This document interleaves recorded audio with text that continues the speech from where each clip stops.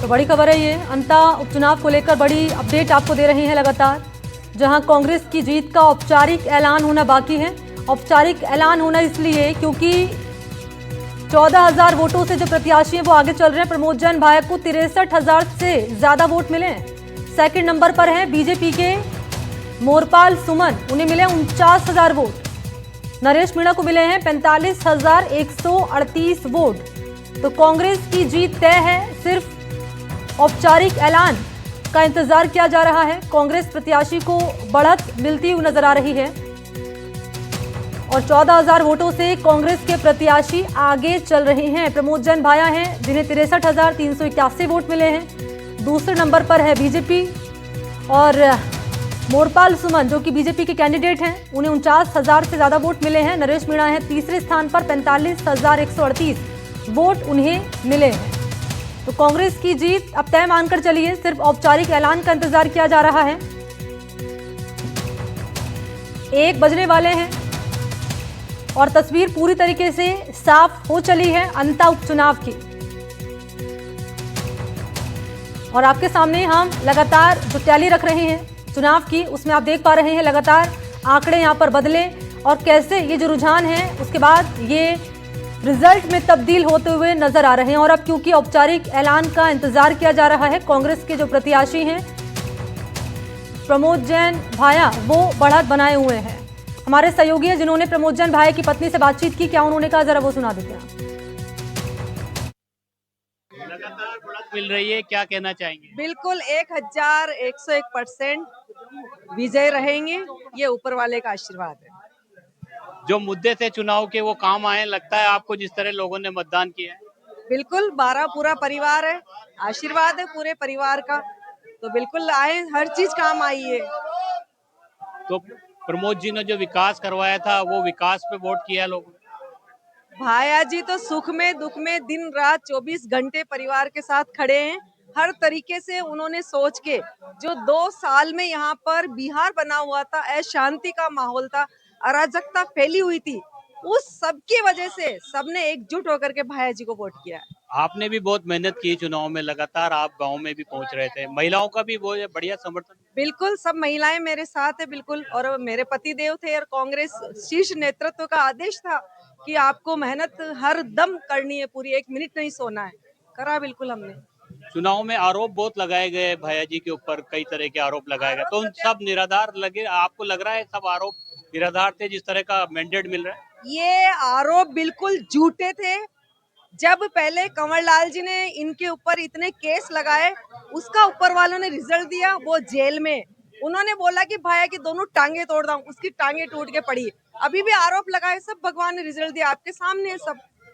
निर्दलीय जो प्रत्याशी थे वो भी बहुत आरोप लगा रहे थे, उन्होंने मुद्दा ही यही बनाया था, वो चुनाव भी जो है कांग्रेस के प्रमोद भाया से लड़ रहे थे। वो अकेला ही मिस्टर ईमानदार है बस। भाया जी की किसी से किसी टक्कर नहीं थी। भाया जी तो शुरू से ही जीते थे क्योंकि परिवार का आशीर्वाद था, तो नेतृत्व का आशीर्वाद था। क्या कहना चाहेंगे दोनों विपक्षियों के लिए? मैं कुछ नहीं कहना चाहती हूँ, पूरे चुनाव में मैंने एक वर्ड भी नहीं बोला, सिर्फ भाया जी, कांग्रेस और पंजा ही ध्यान रखा और उसी के अंदर हम पूरे एरिया में घूमे बस। आपको लगता है बहुत ज्यादा नेगेटिव छवि बनाने की कोशिश हुई प्रचार के दौरान? कितनी बनाई उन्होंने, मेरे लिए अपशब्द बोले, इतने गंदे गंदे बोले कि भारत में अपनी नारी को पूजा जाता है। अब उनके माँ बहन बेटी नहीं है कि उन्होंने इतने गंदे वर्ड बोले। तो बब्बर शहर कार्यकर्ता डटे रहे, उर्मिला जैन भाया अपने कार्यकर्ताओं के साथ खुशी का इजहार कर रही है। अंता से सहयोगी हेमंत जोशी के साथ शाकिर अली, एनडीटीवी। और इन सबके बीच में गृह राज्य मंत्री जवाहर सिंह बेढम ने अंता विधानसभा चुनाव, दरअसल यहां उपचुनाव को लेकर क्या कहा है। उन्हें विश्वास है कि जैसे जैसे मतगणना अंतिम चरण में पहुंचेगी बीजेपी लीड लेगी। मतगणना होती है तो बूथ नंबर 1 से शुरू होती है, तो आपको ये समझ में आना चाहिए कि जिस विचार के लोग जिस तरफ बसावट होती है उधर से यदि उनकी गणना होती है तो लगता है कि हाँ वो प्रत्याशी की लीड ले रहा है। लेकिन मेरा ये दृढ़ विश्वास है कि मतगणना जैसे जैसे अंतिम राउंड की तरफ जाएगी, भारतीय जनता पार्टी निश्चित रूप से वो चुनाव जीतेगी क्योंकि हमारे जो भारतीय जनता पार्टी के विचार के जो लोग हैं वो अंतिम चरण के जो बूथ हैं उन पर ज्यादा निवास करते हैं। तो अंता उपचुनाव में कांग्रेस की शानदार जीत, ये बड़ी खबर आपको दे रहे हैं। अंता उपचुनाव जिसमें कांग्रेस ने बाजी मारी है। कांग्रेस के प्रत्याशी प्रमोद जैन भाया जिन्होंने शानदार जीत दर्ज की है, सेकंड नंबर पर हैं। यहां बीजेपी के मोरपाल सुमन और तीसरे पर हैं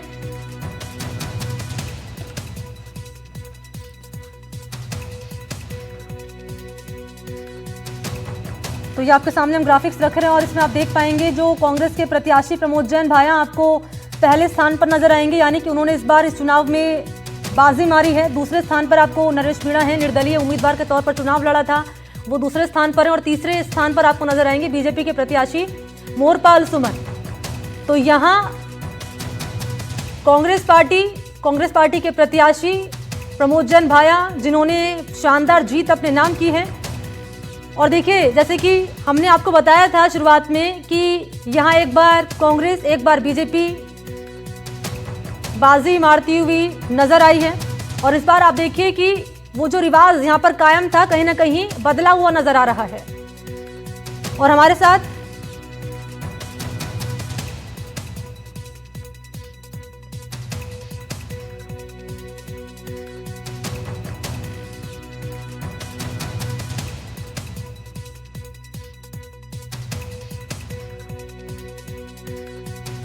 हमारे दो सहयोगी हैं इस वक्त, आपको नजर आ रहे होंगे इसी पर। ज्यादा जानकारी लिए इनपुट एडिटर सुशांत हमारे साथ जुड़ चुके हैं, इसके अलावा वीरेंद्र हमारे साथ मौजूद हैं। पहले सुशांत आपके पास ही आ लेते हैं।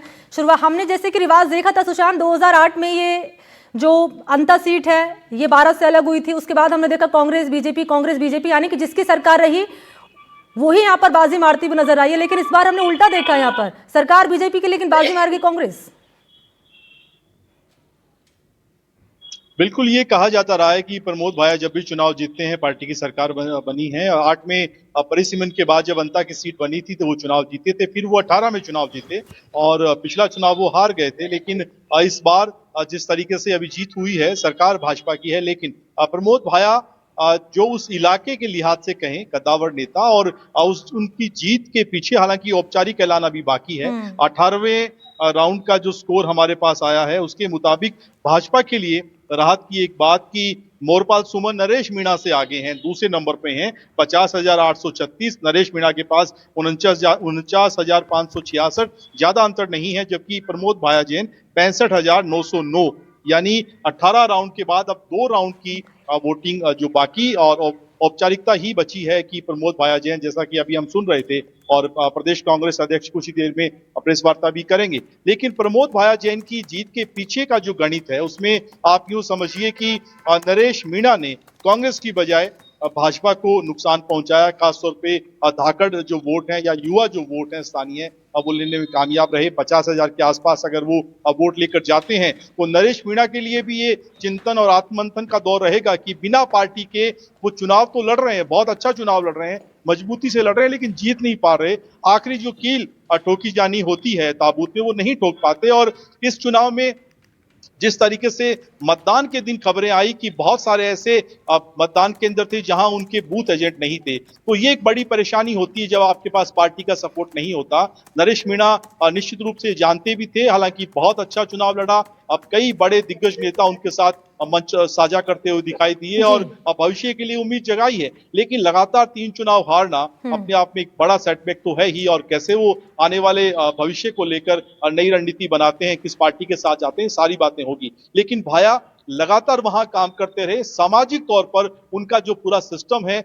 वो बहुत मजबूत है, चाहे वो गौशालाओं की बात हो, सामूहिक विवाह सम्मेलन वो लंबे समय से करवाते रहे हैं, छोटे छोटे समूह को खासतौर पे गरीब जो तबका है उनकी वो मदद करते रहे हैं। और ये एक बड़ा कारण रहा है कि बहुत सारे ऐसे छोटे छोटे वोट और समूह जो है हमेशा से उनके साथ रहे हैं, जो सामाजिक तौर पर जिनको भाया मदद करते रहे हैं। तो भाया की जीत उस माइक्रो मैनेजमेंट की भी जीत है, साथ ही जिस तरीके से कांग्रेस ने लौटूंगा आपके पास। इन सबके बीच में हमारे साथ 3 खास मेहमान हैं, वो भी जुड़ चुके हैं। मित्तल साहब हैं, एसपी मित्तल, पॉलिटिकल एनालिस्ट हैं, और प्रियदर्शी भटनागर हैं, कांग्रेस के स्पोक्स पर्सन। इसके अलावा चेतन राज पुरोहित जी हैं यहाँ, बीजेपी स्पोक्स पर्सन। पहले मैं मित्तल साहब आपके पास ही आ रही हूँ, उसके बाद बीजेपी के पास चलेंगे। मित्तल साहब, क्या लगता है कहाँ कमी रह गई है? हमने देखा था वसुंधरा राजे ने जोर शोर से प्रचार किया, मुख्यमंत्री भी मौजूद रहे, प्रदेश अध्यक्ष वो भी यहाँ पर मौजूद रहे। कुल मिलाकर हम देखें यहाँ पर तो वसुंधरा राजे का जो मैजिक था वो यहाँ पर काम नहीं आया। क्या लगता है आपको?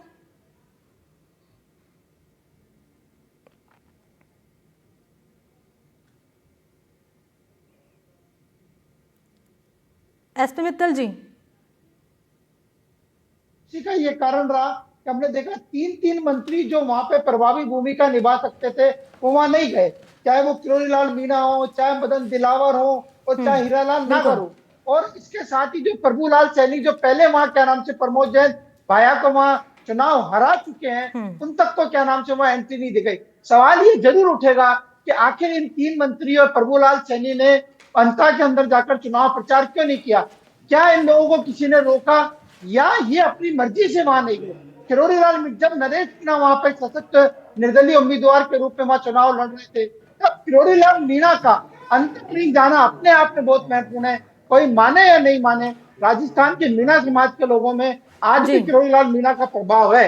यदि किरोड़ी लाल मीणा वहां जाते, कैबिनेट मंत्री के रूप में जाते, मीणाओं के जो समुदाय में अच्छी उनकी छवि है उसके रूप में जाते, तो जरूर भारतीय जनता पार्टी को फायदा होता। लेकिन मुझे लगता है कि जो पूरा चुनाव है वहां पर वो ठीक है मित्तल साहब, मैं लौटूंगी आपके पास और आप अपनी बात पूरी कीजिएगा। मैं माफी के साथ यहाँ पर आपको रोक रही हूँ सबके बीच में। एक बार वीरेंद्र के पास चल लेते हैं। वीरेंद्र के पास साथ यहाँ पर कांग्रेस के कार्यकर्ता मौजूद हैं, उनसे बात करिए। वीरेंद्र, कितना उत्साह नजर आ रहा है यहाँ पर अब कार्यकर्ताओं में? देखिए, उत्साह है, इस बात से साफ तौर पे देखा जा सकता है क्योंकि जो कांग्रेस ऑफिस है वहाँ पर जो मिठाई हैं वो अब आने का सिलसिला है शुरू हो चुका है। और खुद पीसीसी के जो अध्यक्ष हैं गोविंद डोटासरा, वो अभी जो है यहाँ पर प्रमोद जैन भाया से फ़ोन पे बात की है और उन्हें बधाई दी है। इसके साथ ही आपको बता दें कि मैं मेरे सहयोगी पुष्पेंद्र से कहूँगा कि एक बार तस्वीरें दिखाएं बाहर की, क्योंकि जिस तरीके से पीसीसी के अंदर जो है लगातार जो यहाँ के पदाधिकारी हैं, नेता हैं, उनके आने का सिलसिला है लगातार जारी है। कुछ यहाँ पे पीसीसी के ही कार्यकर्ता हैं, पदाधिकारी, उनसे भी बातचीत करने की कोशिश करूँ। सर, जिस तरीके से देखा गया है अंता उपचुनाव ने जो है कांग्रेस की एकजुटता और एक जो कह सकते हैं कि एक जाजम पर आने का जो रिजल्ट है वो पूरी तरीके से दिख रहा है साहब। बिल्कुल पूरी कांग्रेस एकजुट थी और एकजुट ही रहेगी। हम कांग्रेस के कार्यकर्ताओं ने बहुत मेहनत के साथ, ईमानदारी के साथ अंता में काम किया और उसी का परिणाम है कि वहाँ कांग्रेस पार्टी विजय हुई। इस पूरे अगर आप चुनाव के अंदर देखेंगे, चाहे बीजेपी हो चाहे नरेश मीणा हो, दोनों जो है प्रमोद जैन भाया को जो है एक मतलब कटाक्ष करते हुए या फिर उनके ऊपर आरोप लगाते हुए दिखाई दिए। देखिए, आरोप तो लगाते रहते हैं, लेकिन प्रमोद जैन भाई ने वहाँ पर खूब विकास कार्य करवाए हैं और ये विकास कार्यों की ही वहाँ पर जीत हुई है। भाया बहुत ही साफ छवि के और ईमानदार नेता हैं। बिल्कुल, देखिए यहाँ पे अंदर की अगर मैं तस्वीरें दिखाऊं तो आपको देखिए कि अभी इंतजार किया जा रहा है कि जैसे ही तमाम जो मीडिया कर्मी हैं वो यहाँ पहुँचे हुए हैं और इंतजार कर रहे हैं कि कुछ ही समय में गोविंद सिंह डोटासरा है वो यहाँ से निकलेंगे। और भी लोग हैं, उनसे भी बातचीत करने को। भारत, जिस तरीके से देखा गया है कि पूरी जो कांग्रेस की फौज है वो अंता उपचुनाव के अंदर लगी। देखिए, निश्चित तौर पर ये भारतीय जनता पार्टी की पर्ची सरकार की उल्टी गिनती शुरू हो गई है और मैं धन्यवाद देना चाहता हूँ हमारे प्रदेश अध्यक्ष गोविंद सिंह डोटासरा जी को, जिनका कुशल नेतृत्व था, अशोक चांदना जी और तमाम कांग्रेस के बड़े नेता टीकाराम जूली जी और खासकर अंता की जनता को, जिन्होंने वहाँ पर जो सही व्यक्ति थे उनको चुना और ये बताया कि किस तरीके से पूर्ववर्ती सरकार की योजनाएं थी वो बीजेपी सरकार ने बंद कर दी। और ये एक तरीके से आईना है बीजेपी सरकार को कि उन्होंने जो नीतियां इस राजस्थान की जनता के ऊपर डाली, उन नीतियों का विरोध जनता ने किया है। और आप सभी को, अंता की जनता को और तमाम लोगों को धन्यवाद कि उन्होंने इस चुनाव को प्रमोद जैन भाया जी को बड़े अंतराल से जिताया। एक सवाल है, क्योंकि मैम देखा गया है कि जब से अंता विधानसभा बनी है तब से एक नियम रहा है, एक बार बीजेपी आई है, एक बार कांग्रेस, लेकिन इस बार जो है उस धारणा की जो कह सकते हैं कि तस्वीर ही चेंज हो। ये धारणा इसलिए आपको विपरीत दिख रही है इस बार क्योंकि 2 साल का जो कुशासन रहा है सिर्फ कागज काले पीले करने का काम रहा है। जनता के हित के लिए कोई काम नहीं किया इन्होंने, सिर्फ कागज काले पीले किए। जो आपको देखने को भी मिला। जिस तरह चलते हैं 12 सहयोगी ब्रिजेश हमारे साथ बने हुए हैं। ब्रिजेश, आपके पास आते हुए उसके बाद खास मेहमानों को रुख कर लेंगे। पहले मित्तल साहब के पास में आऊंगी। ब्रिजेश, जरा यहाँ की तस्वीर दिखाइए, क्या नजर आ रही है? बिल्कुल मैं आपको बता देता हूँ कि 12 में वाले घोषणा करना बाकी है। हालांकि जो होना है कॉलेज हो रहा है यहाँ पर समर्थक और कांग्रेस को जो है उससे ज्यादा जमकर नारेबाजी की जा रही है। मैं आपको तस्वीरों में साफ दिखाना चाहूंगा कि नरेश मीणा है ऊपर जो गाड़ी है और उस गाड़ी पे खड़े हुए हैं और वो उनके समर्थक टेम्पो नारेबाजी कर रहे हैं। इसमें देखा जाए नाम के अंतिम औपचारिक बाकी रह गया है क्योंकि 19 राउंड और 19 राउंड के बाद अब एक राउंड होना मात्र शेष रह गया है। आपको बता देता हूँ कि विधानसभा चुनाव को लेकर एक मुकाबला त्रिकोणीय था, लेकिन इसमें जो कांग्रेस प्रत्याशी आया तो मात्र एक ही छोटे राउंड में किससे रह पाए थे जहाँ पर आगे निकल पाए थे। लेकिन शुरू के पहले राउंड से लेकर 20 राउंड तक लगातार प्रमोद जैन भाया इसके चुनाव में आगे चलते रहे। लगभग ये जीत 15 से 20 हजार के लगभग वो तय की जा सकती है। जी बिल्कुल। मैं चाहूंगी एक बार ब्रिजेश, आप किस तरह का यहाँ पर उत्साह नजर आ रहा है, वो तस्वीरें अगर आप दर्शकों को दिखा पाए तो। देख हम हमारा का कॉलेज चौराहा है और कॉलेज चौराहा है जहाँ पर जो समर्थक है नरेश मीणा के और जो अन्य समर्थक है वो यहाँ पर मौजूद है। दूसरी ओर देखा जाए तो थोड़ा सा हल्का सा तनाव जैसी स्थिति है। बिल्कुल कौन जीता है, कैसा माहौल लग रहा है आपको और कैसा महसूस कर रहे हो आप? बढ़िया महसूस कर रहे हैं, जीतना भी चाहिए। अच्छा और क्या कहना चाहते हो इस चीज को, उनके काम को एक सवाल जरा ये लीजिए, प्रमोद जैन भाया की जीत क्योंकि पक्की हो गई है, तय हो गई है, ऐसे में क्या उम्मीद है इनकी अब उनसे? प्रमोद जैन भाया की जीत लगभग पक्की सी हो गई है। क्या उम्मीद है आपको प्रमोद जैन भाया की जीत? नजर आ रहा है प्रमोद भाया जीत रहे हैं, जीत पक्की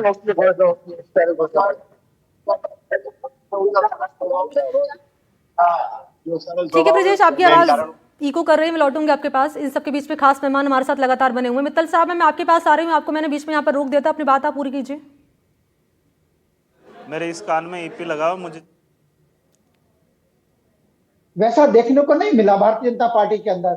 और जो कमान थी चुनाव की वो वसुंधरा राजे के हाथ में थी और वसुंधरा राजे जी ने ये तय किया कि कौन नेता या चुनाव प्रचार करने आएगा और कौन नेता नहीं आएगा। इसीलिए बड़े बड़े कई क्या नाम से जो मंत्री थे वो भी क्या नाम से वहां चुनाव प्रचार के लिए नहीं जा सके। खुद जो उनके पुत्र थे दुष्यंत सिंह जो वहां के सांसद भी हैं, उनको क्या नाम से चुनाव प्रभारी बनाया गया। इतना ही नहीं जी, जो उम्मीदवार है, जो भारतीय जनता पार्टी के उम्मीदवार है सुमन, वो भी क्या नाम से वसुंधरा राजे जी की पसंद के उम्मीदवार थे। तो इसलिए पूरा जिम्मेदारी जो है मुझे लगता है कि वसुंधरा राजे जी की रही और जो तालमेल का अभाव रहा वो शायद क्या नाम से कांग्रेस का एक बात तो जीत का कारण बना। एक बात और हो सकती है कि जो भ्रष्टाचार के आरोप क्या नाम से प्रमोद जैन भाया पर लगाने की कोशिश की गई, इतने करोड़ रुपए खा गए, और जो क्या नाम से पूर्व मंत्री को भरत सिंह जो पूर्व विधायक थे कांग्रेस के कुंदन सिंह जी, उनके आरोपों को लेकर जिस तरह को रखा गया वो भी शायद क्या नाम से जो कांग्रेस के उम्मीदवार है उसमें चस्पा नहीं हो सके।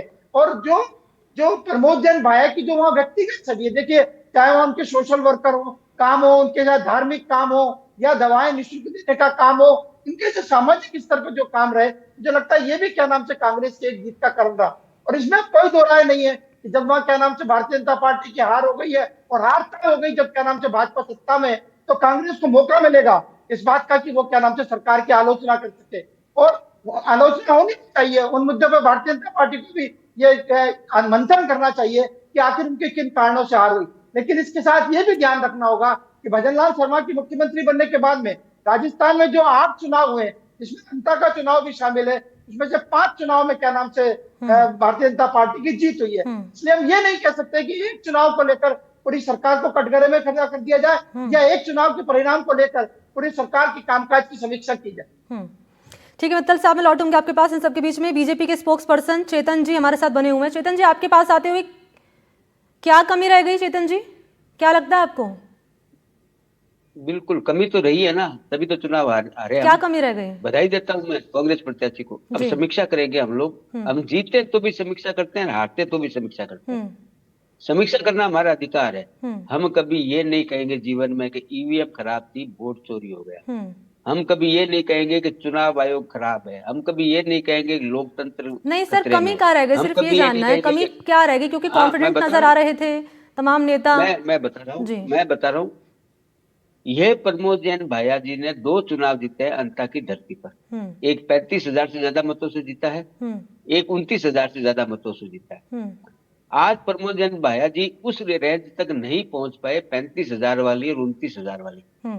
ये कार्यकर्ता की मेहनत, ये सरकार के काम, सरकार ने जो काम किए थे, हमारी बात को हमने जनता तक पहुंचाई। कहीं कमी रह गई हमारे अंदर, हम उस जीत तक नहीं पहुंचे। हम तीसरे नंबर पर चल रहे थे ना सुबह से, लेकिन हम दूसरे पर आए, मतों का बढ़ोतरी की, लेकिन हम जीत नहीं पाए। हम समीक्षा करेंगे, आत्ममंथन सर, वही मैं करेंगे, जानना चाह रही हूँ, एक बार क्या बता दें कि कहाँ कमी रह गई है, क्योंकि हमने देखा पूर्व सीएम से लेकर सीएम तक मैदान में उतरे, अध्यक्ष तक मैदान में उतरे, लेकिन उसके बावजूद भी कमल नहीं खिल पाया सीट पर। अभी हमारे एचपी मित्तल साहब कह रहे थे कि 3 मंत्री हमारे वहां नहीं गए। ये हमारे संगठन का हिस्सा है ना, संगठन की प्लानिंग का हिस्सा है। किस कार्यकर्ता को कहाँ पे उपयोग में लेना है, कब भेजना है, किस समय भेजना है, ये हम पार्टी तय करती है सारे काम। हारे ना चुनाव, हम स्वीकार कर रहे हैं कि हम चुनाव हारे। और मैंने पहले भी कहा था, भारतीय जनता पार्टी वो पार्टी है जो ईवीएम पे आरोप नहीं लगाएगी कभी भी, ईवीएम खराब है। हमारी कमी रही है, हम समीक्षा हर चुनाव की करते हैं, इसकी भी करेंगे, और जहां कमी रही है उसको दूर करने का प्रयास करेंगे। और जनता तक जो बात हम पहुंचाना चाहते थे, हमने भी 50,000 से ज्यादा मत लिए हैं। प्रमोद जैन भाया जी को आज कम से कम 15-17,000 वोट कम मिले हैं। दोनों चुनाव 35,000 के करीब जीते हैं। आज कम क्यों मिले हैं? हमारे काम, हमारे कार्यकर्ता की मेहनत। 7 चुनाव जो पीछे पहले जो 7 चुनाव हुए, 5 हम जीते हैं ना। सर, आपके स्थानीय नेता नहीं पहुंचा प्रचार करने के लिए, सिर्फ कुछ ही नेता नजर आए। 40 स्टार प्रचारक सूची जारी की थी, सिर्फ इक्का दुक्का 10 ही नेता नजर आए, बाकी दिखाई नहीं दिए। तो कहीं ना कहीं तालमेल जो रहा उसकी कमी नजर आई।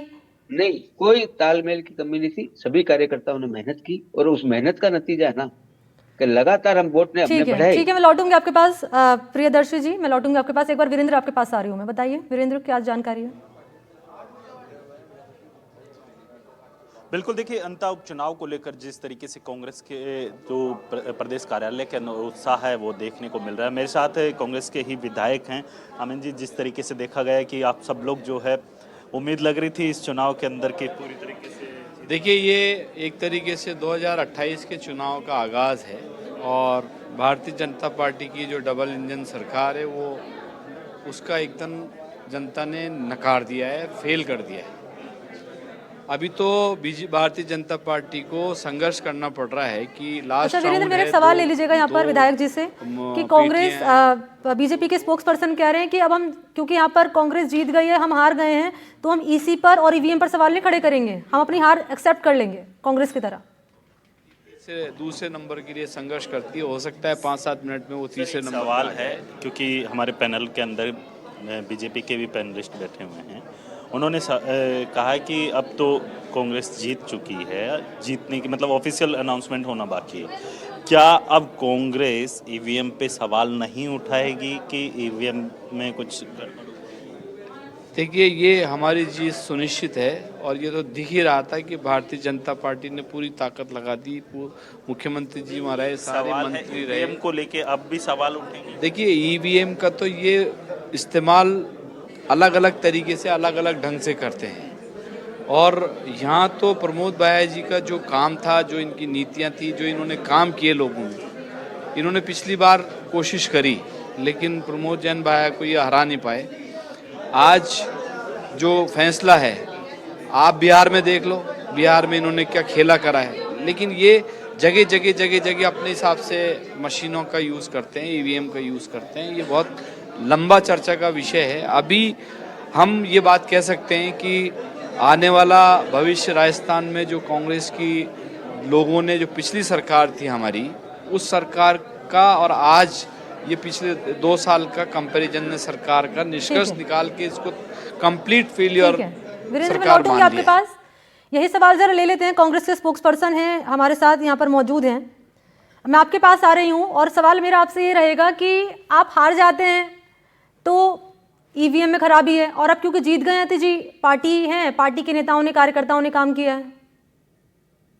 देखिए, कांग्रेस के एमएलए से आपने यही सवाल पूछा था, तो उनका काफी हद तक तो आपको जवाब मिल गया होगा कि ये भारतीय जनता पार्टी की ईवीएम को लेके इन्होंने एक नीति बना रखी है कि किस प्रकार से इनका उपयोग करना है।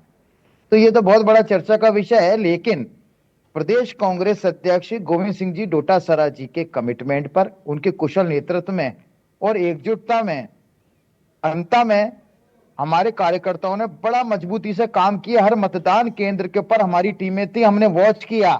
हमने वॉच करने के साथ साथ में इलेक्शन कमीशन की इलेक्शन आयोग की इनकी कार्य प्रणाली पे और इनके एटीट्यूड पर, इनकी सारी चीजों पे नजरें रखी। हमारे चाक चौबंद होने की वजह से बहुत सारी हद तक हमने घपलेबाजी को रोका, लेकिन उससे साथ साथ में प्रदेश कांग्रेस अध्यक्ष गोविंद सिंह जी डोटासरा जी का कमिटमेंट, हमारी पूर्ववर्ती सरकार के जो बेहतर काम थे उसका समावेश ने आज हमारे को जनता के बीच में मजबूती के साथ में खड़ा किया। और वहीं भारतीय जनता पार्टी के अंदर आप कह रहे हैं कि अंदर में ईवीएम सही थी और बिहार में ईवीएम में गड़बड़ हुई। आप ये कह रहे हैं कि वहां पर चाक चौबंद व्यवस्था नहीं थी, आपके कार्यकर्ता वहां पर एक्टिव नहीं थे उतना। मैं क्या कह रहा हूँ, मैं ईवीएम सही होने की बात नहीं कर रहा, मैं ये कह रहा हूँ कि हम चाक चौबंद थे, हमने घपलेबाजी को रोक दिया। तो घपलेबाजी का मतलब क्या है फिर यहाँ पर?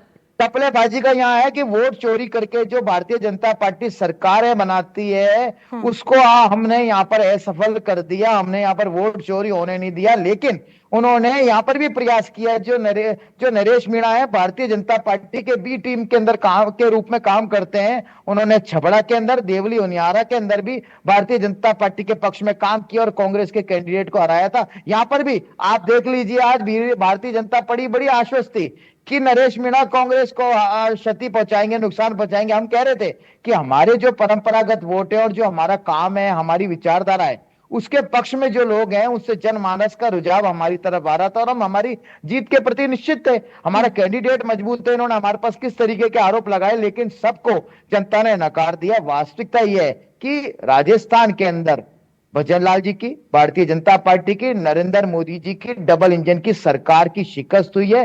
आज आप देख लीजिए, इनकी गुटबाजी अब सड़कों पर आ गई है।